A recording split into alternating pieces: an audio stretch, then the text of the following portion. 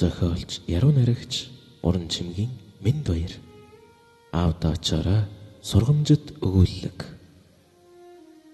Тэр нэгэн жил би гэдэг хүн амьдрахын эрхээр Солонгос улсад гэрээгээр ажиллаад нилээд хэдэн жилийн нүр үзээд байлаа. Ажлын үндийг хэлэх үү, тэр намрын жихүүцэн нэгэн өдөр Монголоос ээж маань нэг л эвгүй ихэр татсан хоолоогоор залгаж ингэж ярьлаа. "За минийхөө маш тайвнаар сонсоорой" гэж хэлээд нилээд чимээгүй болсноо. Хоолоогоо засан байж аав нь бурхны орондоо одчихлоо гэж хэлээд л уйлж гарлаа. Тэгснэ хүүгээ хүлээж даанч чадсангүй дээ гэж хэлээ. Тэр үед өөрийгөө сонсоод ч итгэсэнгүй. Худлаа байлгүйдээ яагаад гэдэл яах ухаанаач мэдэхгүй. Ойлий гэхээр нулимс гарахгүй, хашгирыг гэхээр дуу хоолойч гарахгүй. Шууд л толгой гудаан ширээ түшин суудгийн байна лээ. "Ивидээ муу аав минь хөөхийдөө арайчтэй. Хүүгээ ямар их харуултаавал, ямар их хараавал саяхан хэдхэн хоногийн өмнө таньтайгаа нүрээ хараад видео коллоор ярихад та минь юу гэж цаашлуулж байлаа та. Дондгийн охин та дангар хорим хийнэ" гэдэл битүүхэн инээж байсан нь хүүгээ хурдан ирээл гэж холууруудахтай үг хэлж байсныг нь хүүн даанч ойлгосонгүй. Гэтэл аав минь хүнд өвчнөөр өвчлснөө биднээс нууж явсныг хизээ хойно сонсох бүрч уйтай санагдаж байлаа.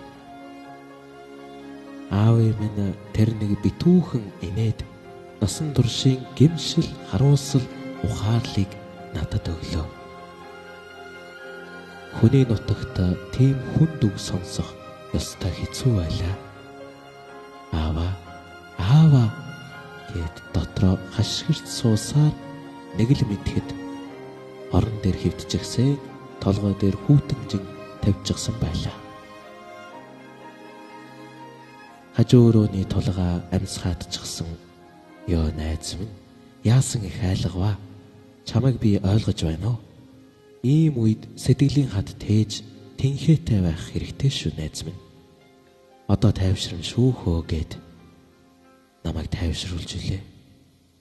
Цаг хугацаач хурдан юм дөө.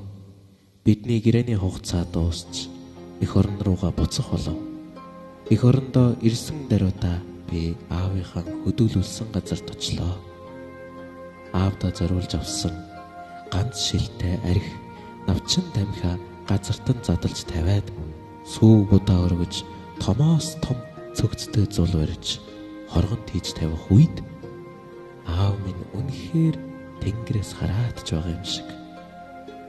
"Баярлалаа аав, хүүгийнхээ замыг засаж яваа шүү" гэд байх шиг мэдрэмж төрж байлаа. Хөөхийдөө муу аав минь хан уул шиг нүмертэй хангар сайхан аавынхан хажууд нь сууж алт шиг үнэтэй сургаал үгнээс тань сонсож байхгүй минь яавдаа гэх нууцхан гомдол цөхрөл сэтгэлийг минь үе эзэмдэн. Тэр үе миний зүрхэнд анишгүй том шарах болж үлдэжтэй. "Залуус минь амьдрал богинохон шүү. Над шиг сүулдэн харамсаж суухгүй тулд боломж цаг хугацаа гарвал аавда хурдхан л очоорой. Зохиолч яруу найрагч уран чимгийн Минд Баяр. Аавда очоорой сургамжит өгүүлэг.